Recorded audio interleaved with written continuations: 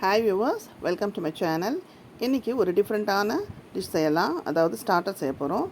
இது சைனீஸ் ரெஸ்டாரண்ட்டில் ரொம்ப ஃபேமஸான ஒரு டிஷ்.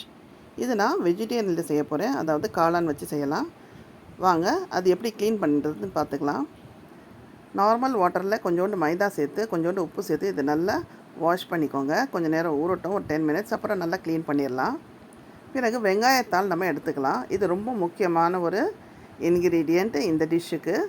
இந்த வெங்காயத்தாளை வந்து நம்ம கட் பண்ணிக்கலாம். அதாவது வெங்காயம் இருக்கிற பகுதியை நம்ம கட் பண்ணிவிட்டு அந்த தாளையும் நம்ம நைஸாக வாஷ் பண்ணி நல்லா மெலிசாக கட் பண்ணி எடுத்துக்கலாம்.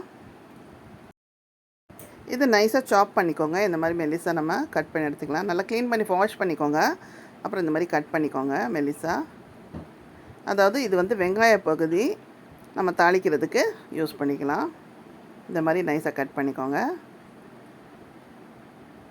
பிறகு இந்த வெங்காயத்தாள் இருக்கு இல்லையா, இதை நம்ம வாஷ் பண்ணிவிட்டு அதுவும் மெலிசாக நம்ம கட் பண்ணி எடுத்துக்கலாம்.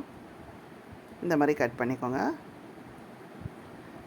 அதுவும் சைடில் தனியாக எடுத்து நம்ம வச்சுக்கலாம். பிறகு ஒரு 3 பச்சை மிளகா வந்து அதுவும் நம்ம கட் பண்ணி எடுத்துக்கலாம். இந்த மாதிரி கட் பண்ணி எடுத்துக்கோங்க. காஞ்ச மிளகா கூட நம்ம இதில் ஒரு 2 போட்டுக்கலாம். வதக்கரைச்சி நம்ம போட்டுப்போம். இப்போ வந்து காளான் வந்து நல்லா வாஷ் பண்ணிக்கலாம். நல்லா வாஷ் பண்ணிவிட்டு அது மேலே உள்ள அந்த லைட் ப்ரௌன் இருக்கிற பகுதியை வந்து நம்ம எடுத்துடலாம். இந்த மாதிரி க்ளீன் பண்ணிக்கோங்க. நல்லா க்ளீன் பண்ணி சைடில் வச்சுக்கலாம். இப்போ ஒரு பவுலில் வந்து 2 டேபிள் ஸ்பூன் அளவுக்கு நம்ம கார்ன்ஃப்ளவர் சேர்த்துக்கலாம். இந்த மாதிரி சேர்த்துக்கோங்க. அதே அளவு மைதாவும் நம்ம சேர்த்துக்கலாம். மைதா போட்டாச்சு. இப்போ சால்ட்டு சேர்த்துப்போம். சிறிதளவு சால்ட்டு சேர்த்துக்கோங்க. சேர்த்துட்டு பெப்பர் ஒரு பாதி டேபிள் ஸ்பூன் சேர்த்துக்கலாம். சேர்த்துட்டு சோயா சாஸ் 1 டீஸ்பூன் சேர்த்துக்கோங்க. இந்த மாதிரி அதில் 1 டேபிள் ஸ்பூன் போட்டுட்டு நல்லா மிக்ஸ் பண்ணிடலாம். இதில் 1/4 டேபிள் ஸ்பூன் அளவுக்கு நம்ம மிளகாத்தூள் சேர்த்துக்கலாம் ஃபார் டேஸ்ட்டு. இந்த மாதிரி மிளகாத்தூள் கொஞ்சோண்டு சேர்த்துக்கோங்க. சேர்த்துட்டு ஒரு 3 டீஸ்பூன் தண்ணியை விட்டு நம்ம நல்லா மிக்ஸ் பண்ணிடலாம். இந்த மாதிரி நல்லா மிக்ஸ் பண்ணிக்கோங்க. அதாவது தோசை மாவு அளவுக்கு நம்ம இந்த மிக்ஸ் இருக்கணும். அப்போ தான் அந்த காளானெல்லாம் அந்த மசாலாவில் போட்டால் நல்லா ஒட்டிக்கும்.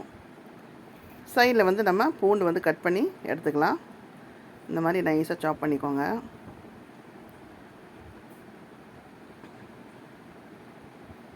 இந்த மாதிரி ஒரு 4-5 பல் எடுத்து நம்ம நல்லா சாப் பண்ணி எடுத்துக்கலாம்.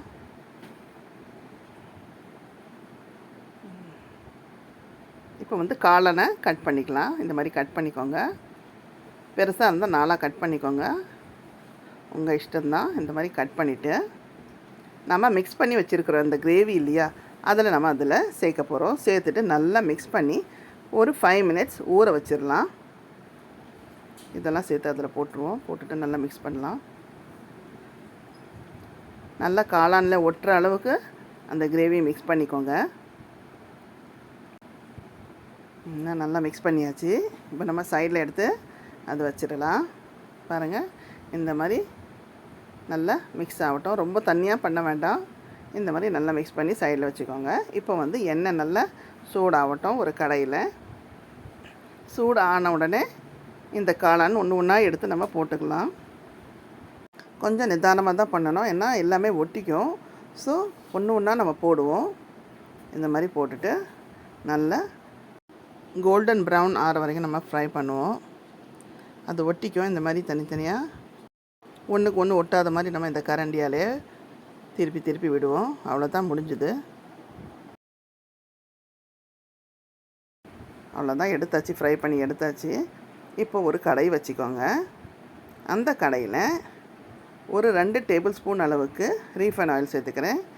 இல்லைன்னா பட்டர் கூட நம்ம சேர்த்துக்கலாம். நான் வந்து ஆர்டினரி ரீஃபைன் ஆயில் சேர்த்துருக்கேன்.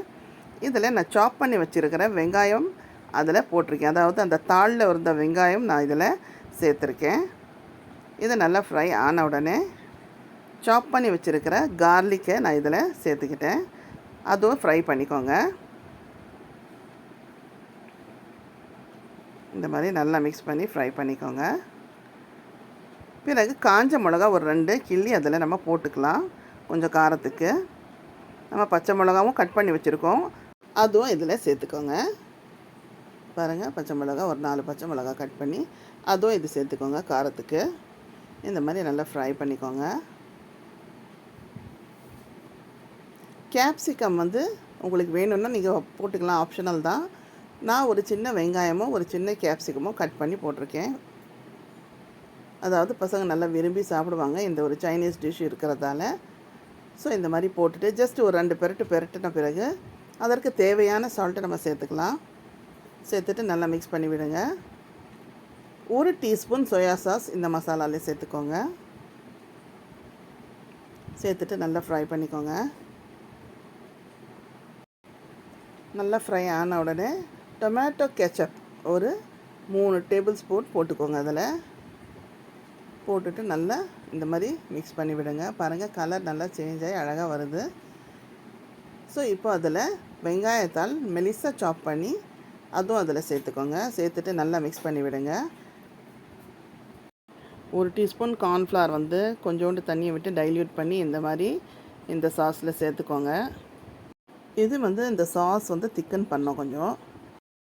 நம்ம ஃப்ரை பண்ணி வச்சுருக்கிற மஷ்ரூமை வந்து நம்ம இதில் சேர்த்துக்கலாம். இந்த மாதிரி கிறிஸ்பியாக ஃப்ரை பண்ணி அதில் சேர்த்துக்கோங்க. ரொம்ப டேஸ்ட்டாகவும் சுவையாகவும் இருக்கும் இந்த குங் பாவ் மஷ்ரூம். அவ்வளோதான், முடிஞ்சுது. பாருங்கள், நல்லா மிக்ஸ் பண்ணிக்கோங்க. இந்த மாதிரி நல்லா மிக்ஸ் பண்ணிக்கோங்க. அவ்வளோதான், முடிஞ்சுது. வாங்க இப்போ சர்வ் பண்ணிடலாம். சுவையான டேஸ்டியான குங் பாவ் மஷ்ரூம் நம்ம ரெஸ்டாரண்ட் ஸ்டைலில் செஞ்சுருக்கோம். கலரே ரொம்ப அருமையாக இருக்குது. இந்த ரெசிபி நீங்கள் கண்டிப்பாக ட்ரை பண்ணி பாருங்கள். இந்த ரெசிபி உங்களுக்கு பிடிச்சிருந்துன்னா இந்த வீடியோவை லைக் பண்ணுங்கள், ஷேர் பண்ணுங்கள், கமெண்ட் பண்ணுங்கள். மறக்காமல் பானூஸ் கிராண்ட் ஃபீஸ்ட் சேனலை சப்ஸ்கிரைப் பண்ணிவிடுங்க.